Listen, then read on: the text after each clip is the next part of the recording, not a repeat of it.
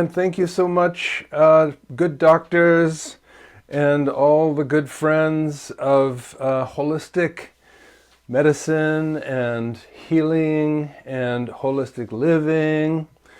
So yes, I'm here to support you. So good doctors. All right. So just a tiny little bit of a story on my past and why I became so interested in these things. When I was a very young person, I wanted to be what we call in America a baseball player. And maybe you do or maybe you don't know what baseball is, but when I was 10 years old, my father passed away from a kind of cancer. And so I was, after that, when people would say, what do you want to do when you grow up? I would say, I want to be a doctor. But when I went to medical school, pre-med, I tried to find someone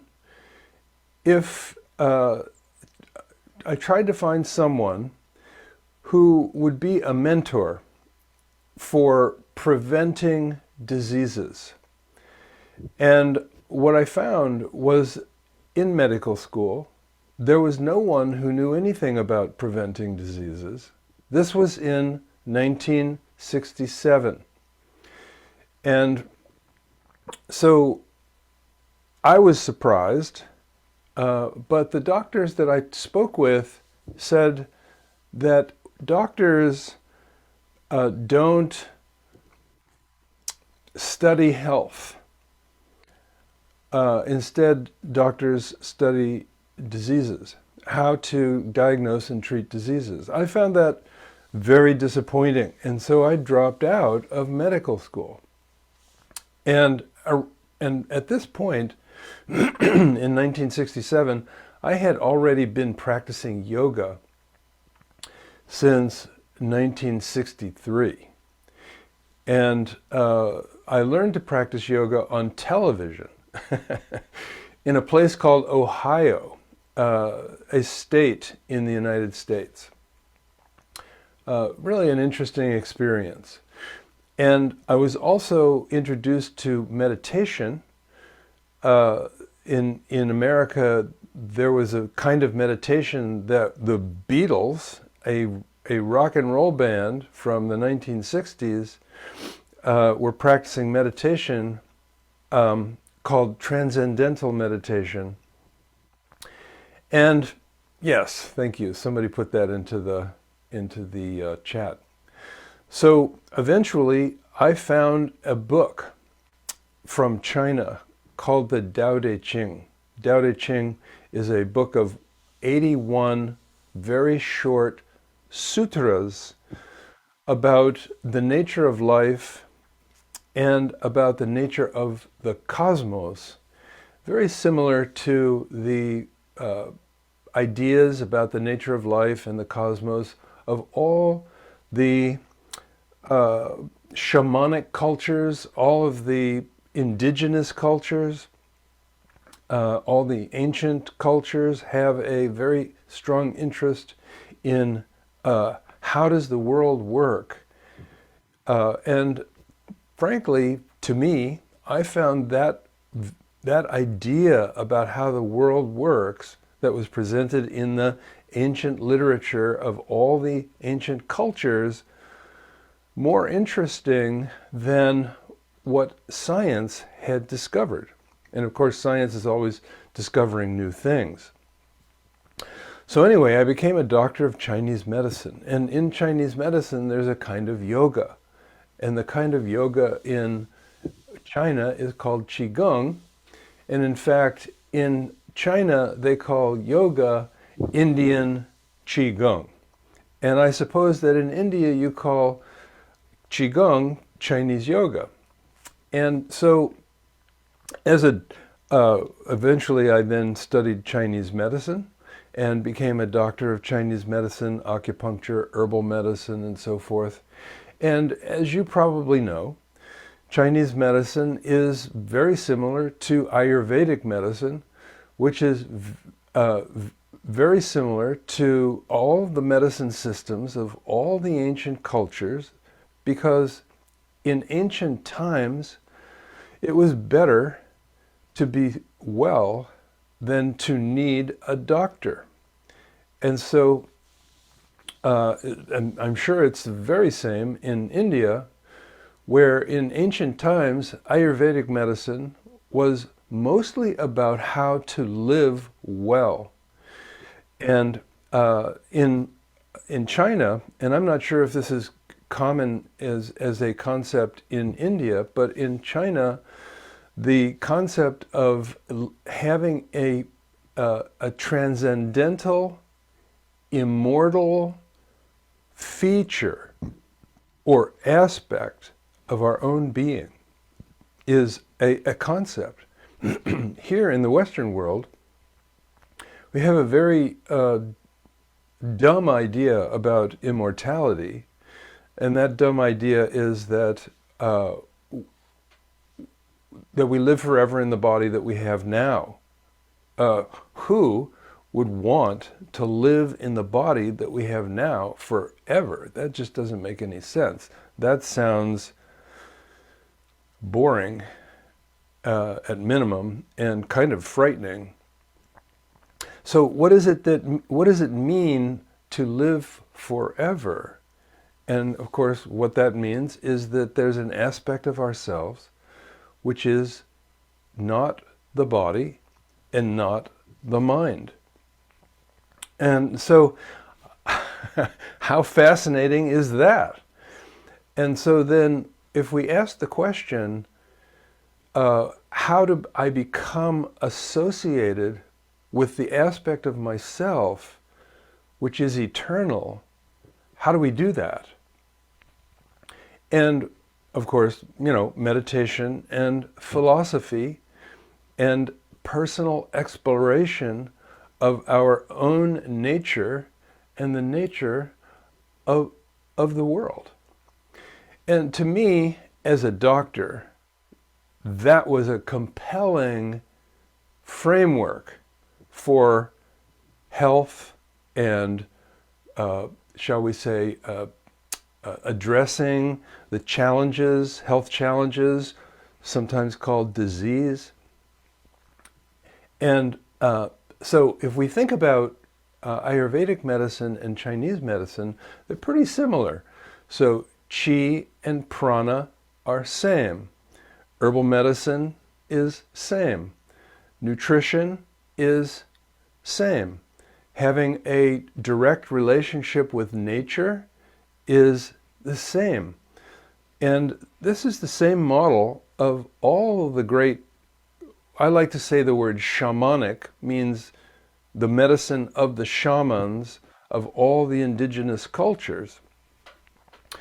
So just recently, I was having a conversation with a colleague who was very interested in all of the details about the medicine and how to do the diagnosis and so forth. And we had a discussion about how important it is to understand the fine detail of a medical circumstance. And the question wasn't based so much on how important it is for the doctor to be able to do the diagnosis and therefore do the correct treatment. The conversation was mostly about what should the patient be doing and what should the doctor be telling the patient that they should be doing. And by the way, I don't like that word telling. I think the better word is inviting. What should the doctor be inviting the patient to do if they have lost their health?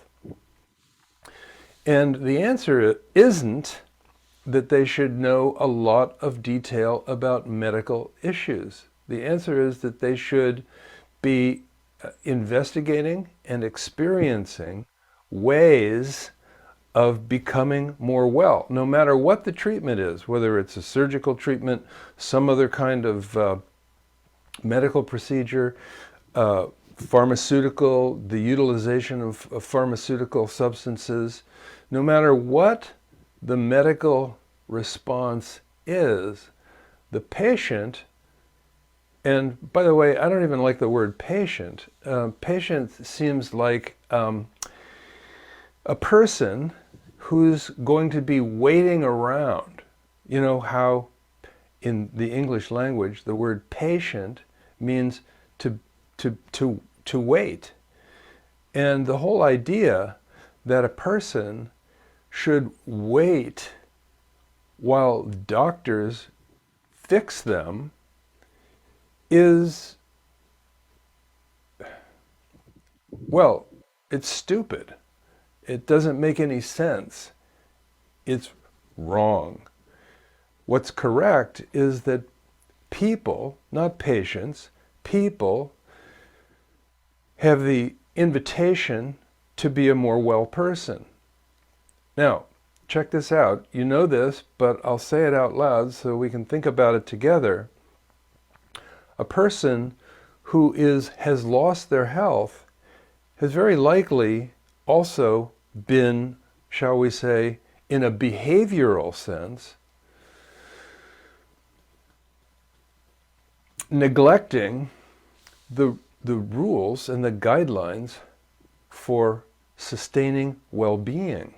So in some way they're neglecting nutrition, they're neglecting physical activity, they're neglecting being philosophical about the nature of their life, they're neglecting the whole process of learning how to relax. And when I was in medical school, Chinese medical school, in a place called Hawaii, one of the things that we used to talk about is when you give acupuncture, how much of the benefit of acupuncture is from the acupuncture needles, and how much of the benefit of acupuncture is that a person lies very still for about a half an hour. And when you be very still for about a half an hour, something happens. That's what meditation is all about. Being still for a while.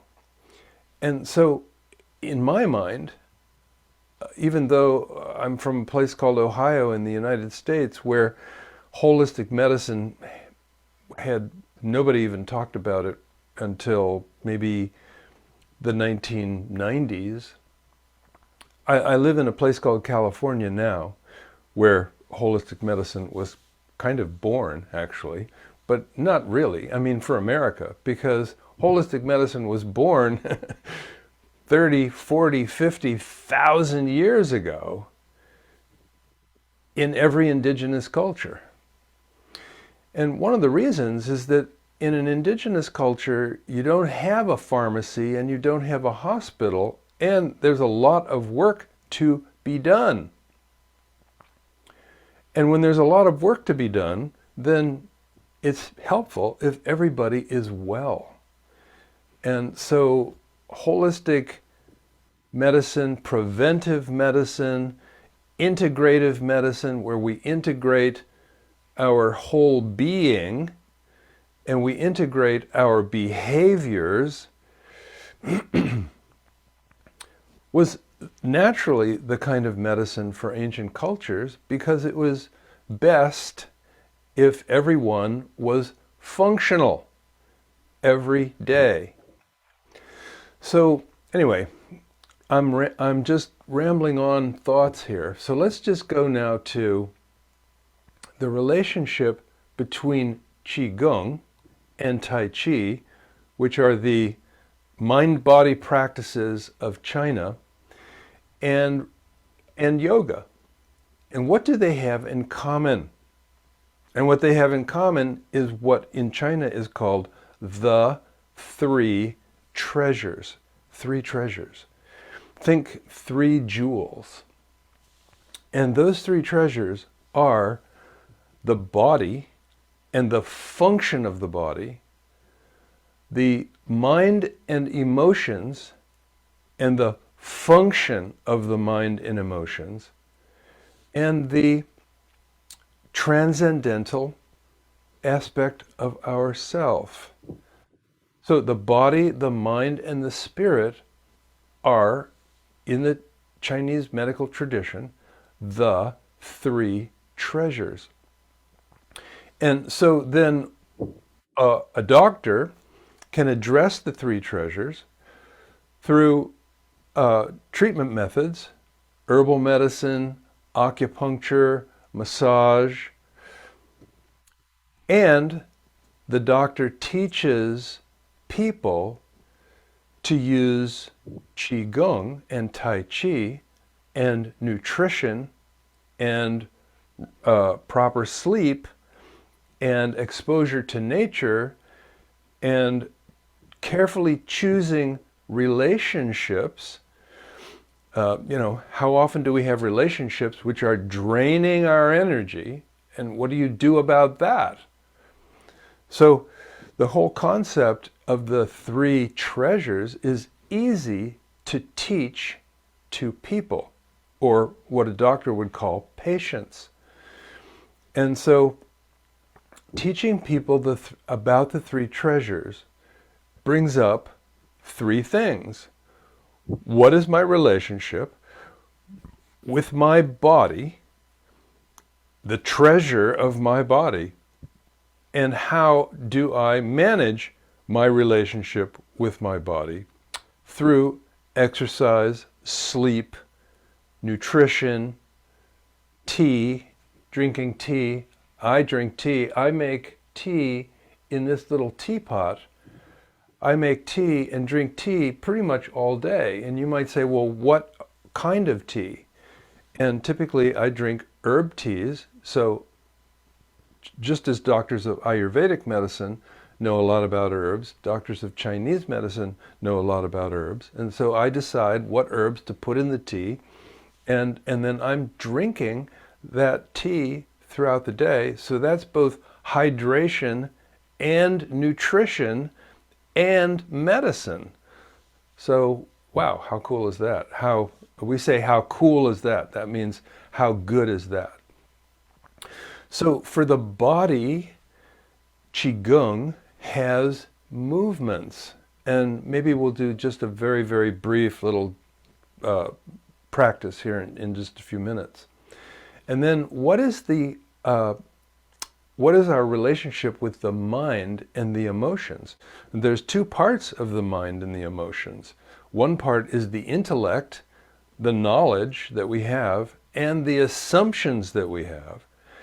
And the other part is our feelings, our emotional self. So what is the relationship between the emotional self and the physical self, and the emotional self and the intellectual self? So if we think of the emotional self as being associated with the heart and the energy of the heart and the chakra, if you want to say it that way, of the heart, then that has to do with balancing the relationship between our feelings and our knowledge and our behaviors. Behaviors actually show up as I'm reaching for something, that's a behavior, or I'm driving something, that's a behavior.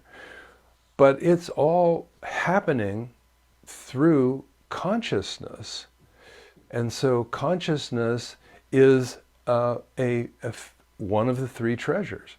So we have the body treasure, the consciousness treasure, and then the transcendental, the treasure of our boundless being.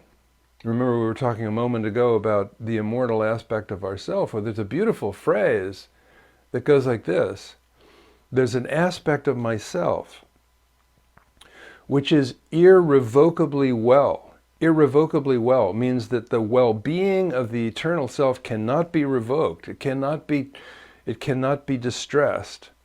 There is an aspect of myself that is irrevocably well, cannot get sick, and does not die. There's an aspect of myself that is irrevocably well, cannot get sick, and does not die. So one of the things that a doctor who's oriented to these ideas of the three treasures knows, and I'm sure that many of you who are physicians know this, that instead of healing diseases, what we're actually doing is maximizing well-being. But then when we take this idea that I just mentioned, it's not just maximizing well-being, because well-being is already present. What we're doing is actually revealing well-being. So there's a difference between reaching to get something and realizing that we already have something. So in the best version of Chinese medicine, doctors don't give treatments. They educate the people in their community. They educate people in their community about how to make medicine healing resources, how to turn on the naturally occurring, internally generated healing resources. Wow, that's a big difference. So if a doctor is a person who has all the information, and the person who's not well believes that they don't know what to do, then that means the doctor has to fix the person. But how can someone else know a person that well? It just can't be done. You can't do it with blood tests and emotional assessment processes. You can approximate the nature of a person by using clinical testing. But you can't ever be that person. And doctors don't go home with that person and cook for that person and support that individual in their relationships. And the doctor doesn't go to bed with you and soothe you when you wake up and can't go back to sleep. That all has to happen in the person. And so if doctors teach people about the three treasures, the treasure of the body and the medicine that the body produces, one of the things we like to say is the most profound medicine is produced within the human system for no cost. What would it be like if we lived in a world where everyone knew how to make medicine within their own being? We would be living in a different world. So I as a doctor, teach people to make the medicine of the body through nourishment, stress management, physical activity, meditation.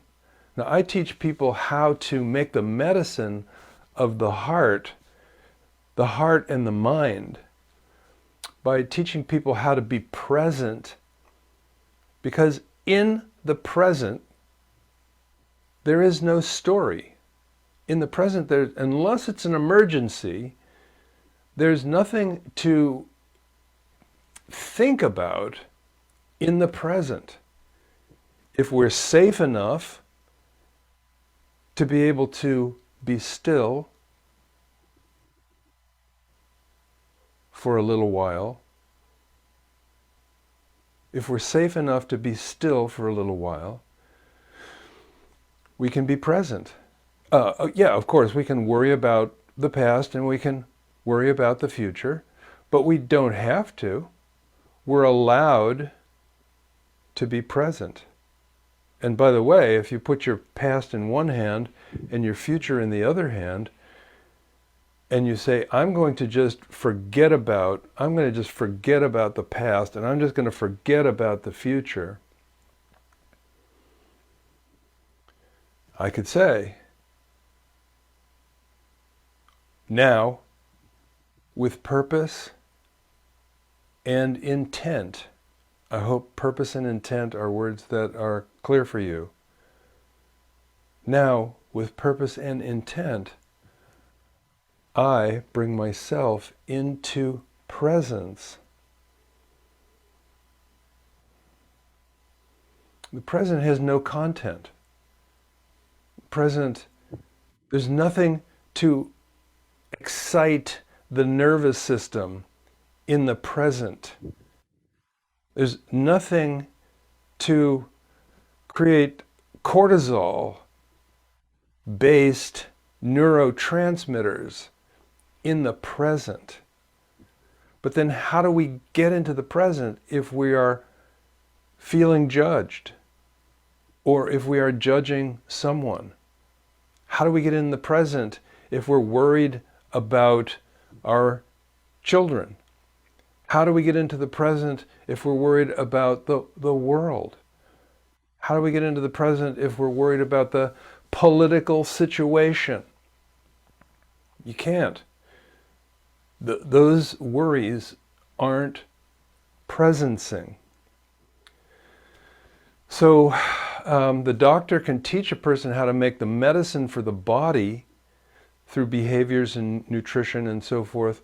The doctor can teach the person how to presence themselves so that the medicine of the mind and emotions, basically the medicine of the mind and emotions is,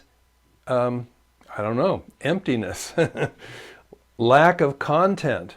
You know, when I'm meditating, maybe you do this too, when I'm meditating I say, no content, no content. Scan the body. Be present. Think about forgiveness. Forgive myself. Forgive others. It's complex. You know, living a life is very complex. But then there's the medicine of the body, there's the medicine of the heart and the mind, and then there's the medicine of the transcendental self. These medicines, when they are integrated, the body medicine and the mind medicine and the spirit medicine, into a coherent internal healing atmosphere. Wow. So if you're a doctor who's basically forced into the situation of having to diagnose and treat diseases, and that you have no time to talk to people about their three treasures, I feel sad for you as a doctor. And I suggest that you change your practice.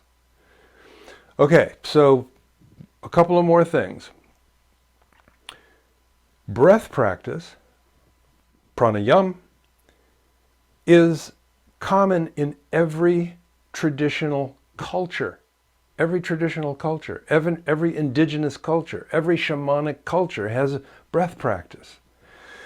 And so there are breath practices from yoga, there are breath practices from Qigong, there are breath practices from the shamanic traditions of Siberia and Africa and Native America, North America, South America. There are breath practices from the Druids in Europe. Every society in the world has breath practices. One of the things that I have done, because in America we don't have breath practices. We don't do that. America is one of the most unfortunate societies in the world because America is based on the idea of rejecting ancient concepts and coming up with new ideas. And pretty much everybody in the world has gotten all addicted to new ideas. And, you know, look where that has gotten the world. Kind of a problem. But anyway, let me just go through this breath thing because I think it's really fascinating. That there are really only a couple of things that you can do with the breath that are the basis of all breath practices. And so I found this out, or I figured this out, and because I wanted to create a set of breath practices that aren't limited to being yoga practices or Qigong practices or practices from any other kind of, I wanted the archetype, the foundation, the core of breath practice. And so I'll just lead you through a few, 4 breath practices. And the first one is simply breathing in and breathing out. Well, we're doing that all the time. So when we breathe in and out more deeply, you could call that conscious breathing. Becoming conscious and changing the breath. That's very powerful in itself. So breathing in and breathing out very slowly. And where there's mountains of research on the fact that if you just change your breath pattern and your breath pace and your breath depth, that it has an influence on your vagal portion of the autonomic nervous system. So that's simply breathing in and breathing out. Call that 2-part breath. Call that conscious breath. Then, 3-part breath is belly breath, chest breath. So, belly breath, chest breath. Exhale slowly.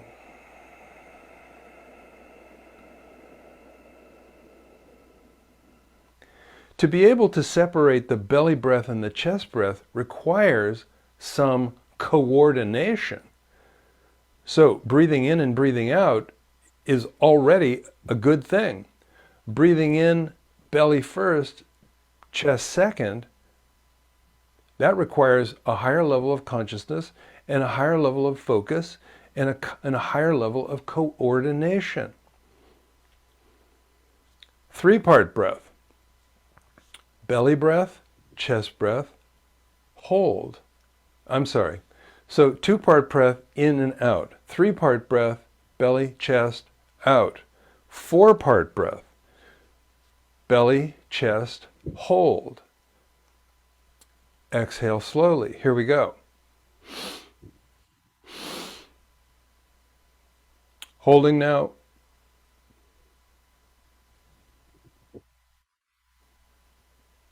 Exhale slowly.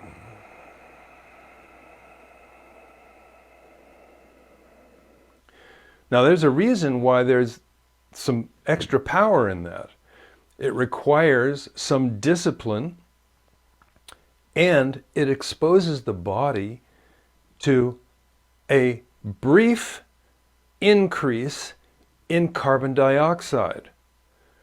Brief increase of carbon dioxide is a kind of positive stress. Positive stress, perhaps you know this, and if anybody does know it and how to spell it, you can put it into the chat. Hormetic stress. Hormesis. Hormesis is the process of exposing oneself to mild stresses which build homeostatic capacity. Exposing myself to mild stresses that enhance homeostatic capacity. And if you're a doctor, you're very familiar with homeostasis. And if you're familiar with hormesis, then you know the value of increasing brief increases in stresses, which maximize functional capacity. So holding our breath and leaving it out slowly is a way to not only do breath practice, but also to have the benefit of extra exposure to carbon dioxide. Just briefly. Then the 5-part breath is belly, chest, hold briefly, exhale slowly, and then hold the breath again, empty. Let's do it. Belly breath, chest breath, hold your breath. Not quite as long this time. Exhale slowly.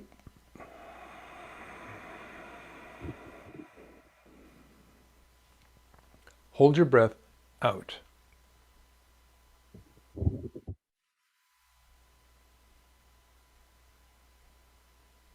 Just, as long as it's comfortable. I'm going to breathe in a moment. Big breath in. 2-part breath. Big breath out. Now, what is the benefit of holding the breath out? Well, first, it gives you another round of hormesis from extra carbon dioxide. But the other thing that happens with breathing is that nitric oxide is naturally produced in the nasal cavity. And when you hold your breath out, nitric oxide is building up in the nasal cavity. Then, when you breathe in, after holding your breath out, you're taking in a larger amount of nitric oxide. And you may know that nitric oxide dilates. And so as nitric oxide gets into the lungs, it dilates the alveoli, and then it gets into the blood, and it helps to dilate the circulatory system, the arteries and the capillaries and the veins. And so it's pretty easy for a person to reduce blood pressure in a very few minutes by taking in greater amount of nitric oxide. And you don't have to go to a pharmacy to get nitric oxide, because the human body is producing nitric oxide in the nasal cavity. And when you hold your breath out, it's building up and building up. And then when you breathe in, nitric oxide is diffusing throughout your system at a higher pace. It's a medicine. Nitric oxide is a medicine. So anyway, breath practice is amazing. And we have maybe we could put this into the notes with the video. We have a little program called Breath Medicine. So let me just say a few more things about the breath. People say, what is the benefit of the belly breath? Well, the benefit of the belly breath is that the diaphragm pushes down when you take a full breath into the belly. The air is not going into your belly, but your diaphragm is pushing down on all of the organs below the diaphragm, and they're all loaded. The organs are all loaded up with lymph. Lymph being the foundation of the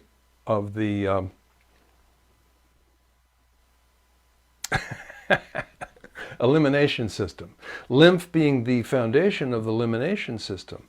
So when you do a belly breath, you're compressing the organs, which are like sponges, and it's pushing the lymph up through the thoracic duct into the subclavian vein. And so if you do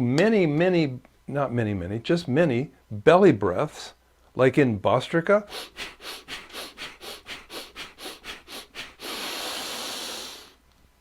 when you do that, you're accelerating the lymphatic system, which is the foundation of the elimination system. The elimination system is eliminating dead cells. It's eliminating anything that the immune system has killed. Any cells, any disease cells that the immune cells have killed are being carried out of the body through the lymphatic system. When the lymph gets into the blood, it goes to the liver and the kidneys and then discharges that waste. So increasing the pace of the function of the lymphatic system, that's a massively healing functional function. Then when you do the chest breath, and the first yoga class that I went to, they said, oh, you're just breathing in your chest. You got to stop that. You got to breathe in your belly. And that's true. It's good to breathe in your belly, but it's also amazing to breathe into your chest fully, because what that does is that in the lungs there are stretch receptors, and in the cardiac system there are baroreceptors. Baro, like a barometer, pressure. So when you take a deep breath into your into the chest portion of your lungs, it stretches the stretch receptors. I encourage you to look this up. It's just amazing. It stretches the stretch receptors, and it puts pressure on the baroreceptors. Both the stretch receptors and the baroreceptors are hooked into the nervous system. And when you stretch the stretch receptors and you put pressure onto the baroreceptors, it releases acetylcholine into the system. Well, acetylcholine is the foundation of the neurotransmitter milieu that is based on rest, recovery, restoration, healing, and so forth. So just doing breath practice is an amazing, amazing producer of internal medicine. Wow. And in China, that is called elixir. And imagine this. If you had an opportunity, would you want to take a drug, a medicine, or an elixir? Well, of course, you would take the elixir. Why? It's more expensive, it's more highly refined, and elixirs have mystical qualities to them. Is it not a mystical quality that humans produce medicine within their own body for no cost? I mean, how incredibly mystical is that?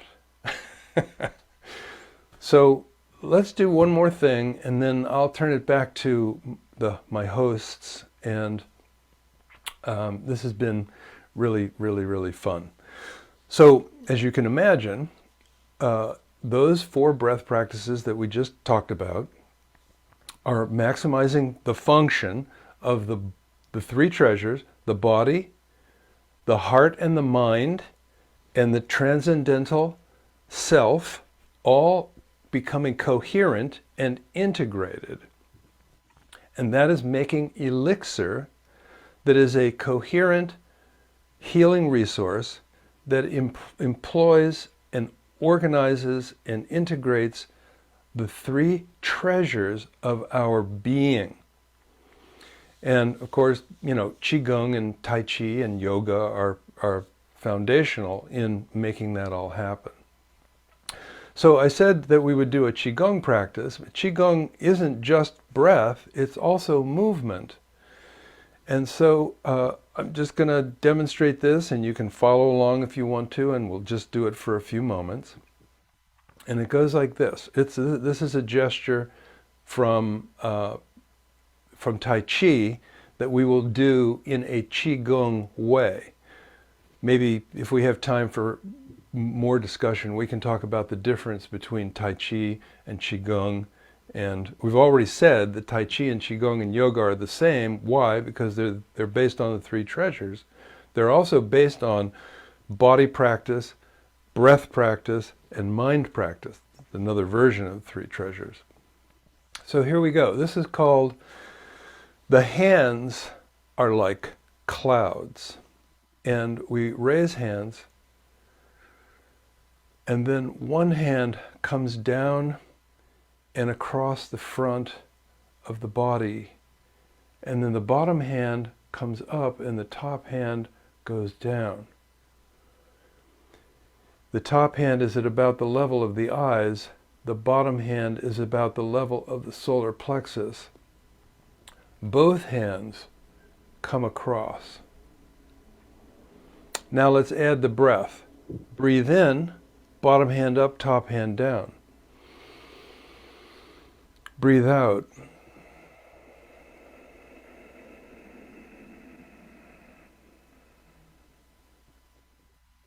Breathe in. Breathe out. Now imagine that your hands are like clouds.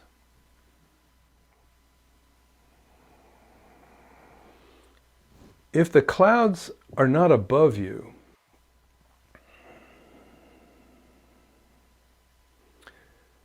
one cloud is at the level of your eyes and the other cloud is at the level of your solar plexus. If the clouds are not above you, then where are you? And of course, Tai Chi was invented before airplanes, and so you're not in an airplane.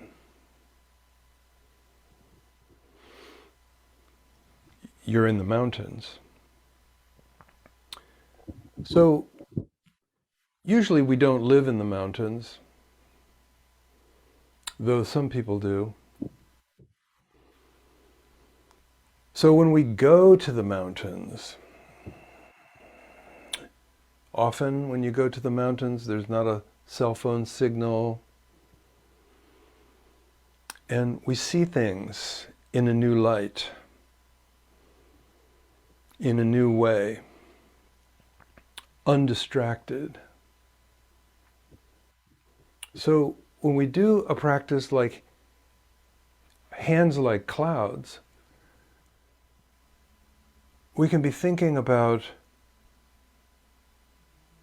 what it would be like to be in the mountains, not rushing, not needing to go anywhere, not needing to convince anybody of anything.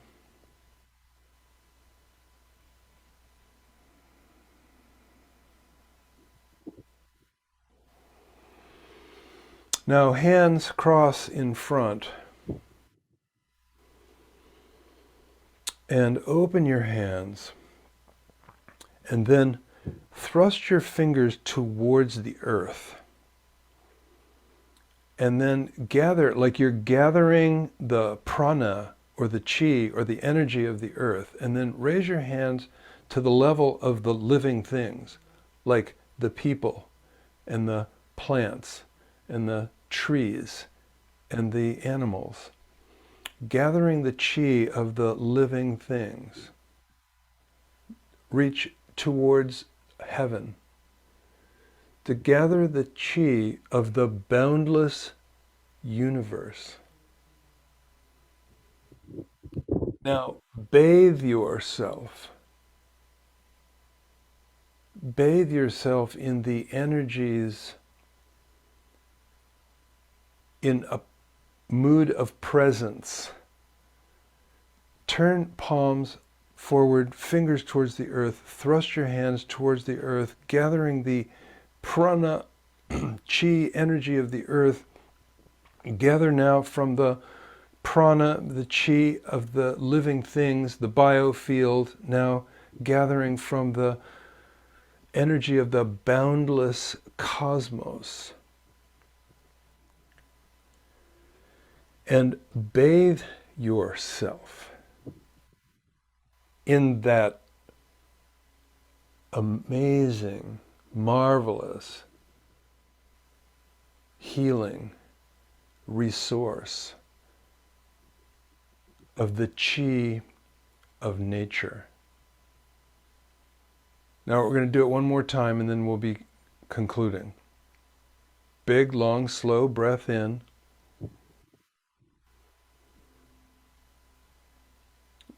Sometimes this is called the gathering breath. Now imagine that you're sending the Qi into the body. So I'll name the parts. Qi to my brain, Qi to my eyes, ears, nose, mouth. Qi, energy, prana to my spine, my vertebral column in my spine.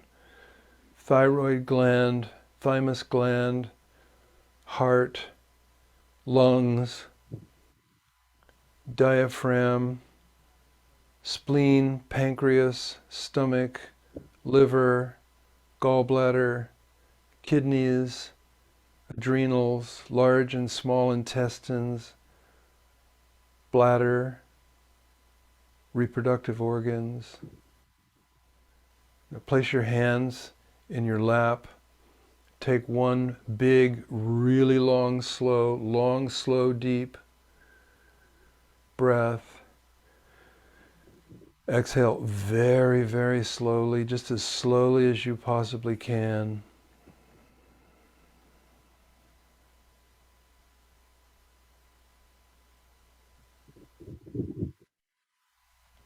And then just stay with that for one moment, and I'm going to ring this gong.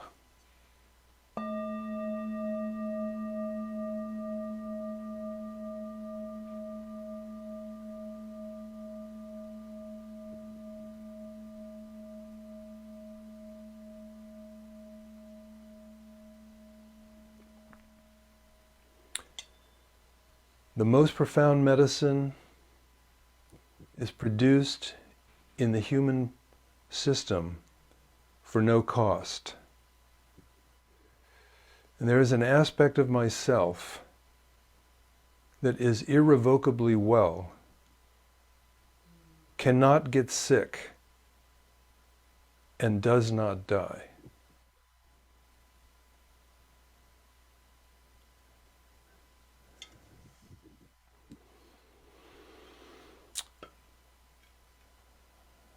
All right, my good friends, the doctor hosts, how shall we complete our time together? Wonderful, Dr. Roger. Qigong is a deep practice. We understand that we have to spend more time to learn the whole things, and you are providing training on multiple platforms. But with the interest of time, I want to know about there is importance of position, the posture, and there is mention of 3 dantian. So, in which way we should sit? Even many people are not don't know how to sit. Yes. All right. So two things. You said posture and 3 dantian. So posture is always going to be as much upright as possible. So basically, that's it. So we can say, lengthen your spine, lift your head, drop your shoulders, and soften your fingers, and take a deep breath. So then from there, in Tai Chi and Qigong and Kung Fu as well, that's where we start from. And of course, that's the same for the meditation as well as the movements, as well as anything that we would do for stretching. So we start here, stretch this side, compressing this side.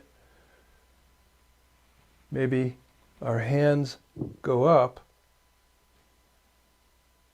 and then come back to that.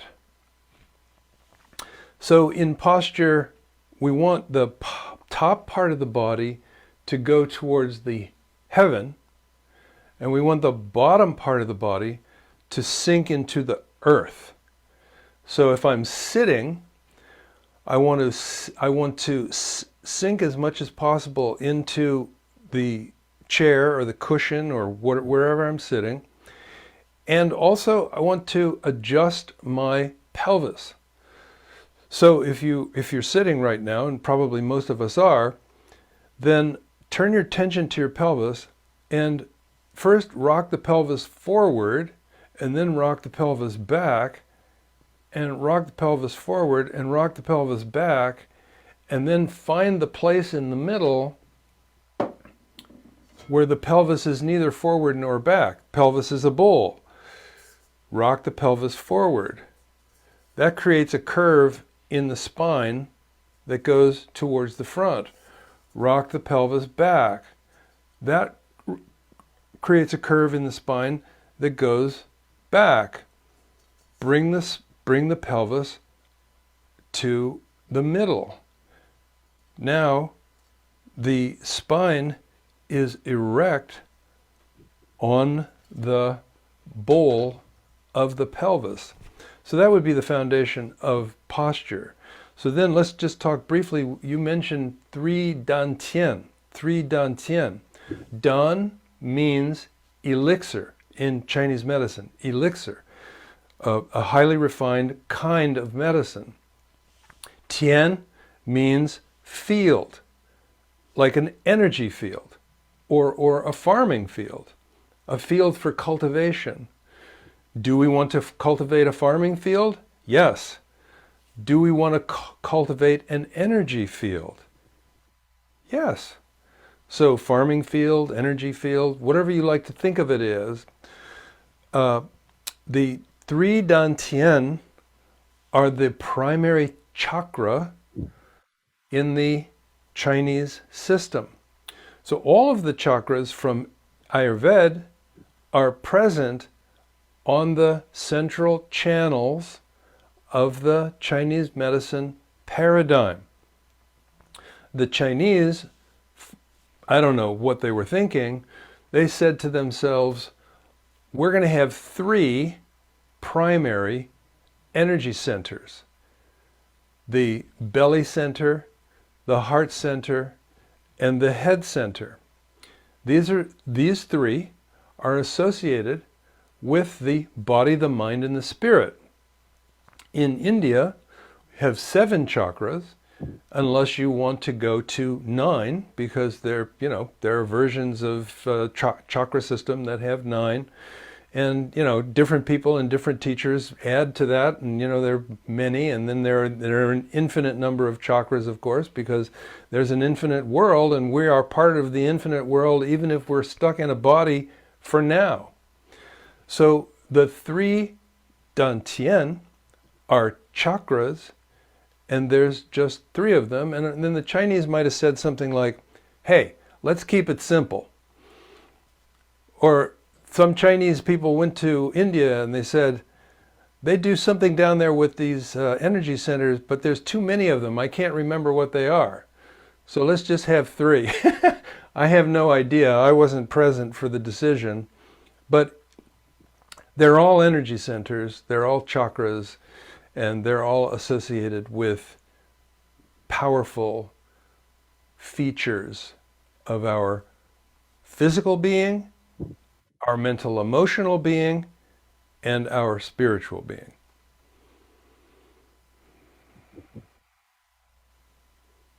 Thank you, Roger. Thank you. We need more session from you.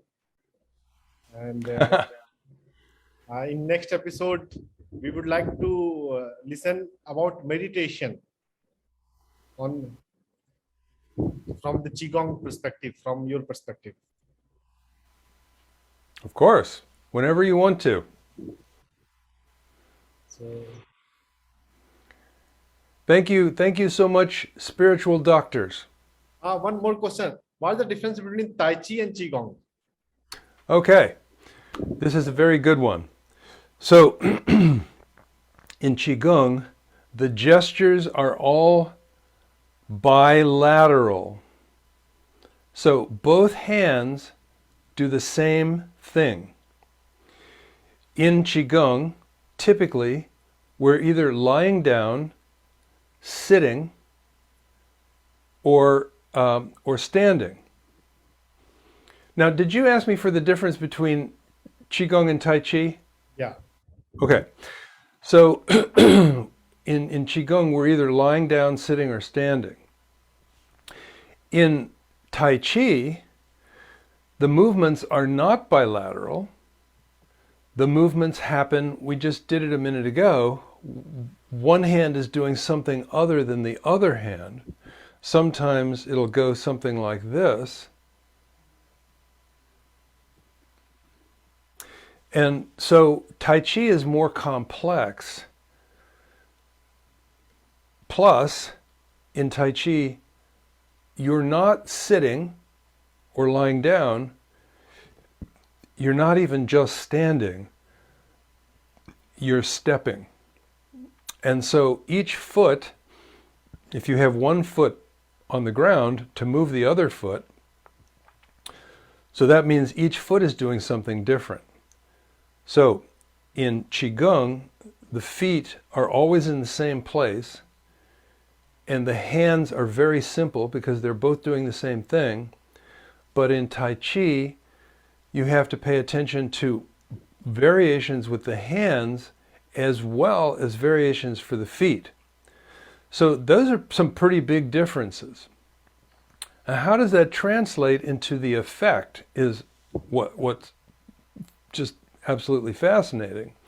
And that is that Qigong, because it's simple, is very, very, very soothing. And it activates the vagal component of the autonomic nervous system. Whereas Tai Chi is complex. It requires a lot of cognitive capacity.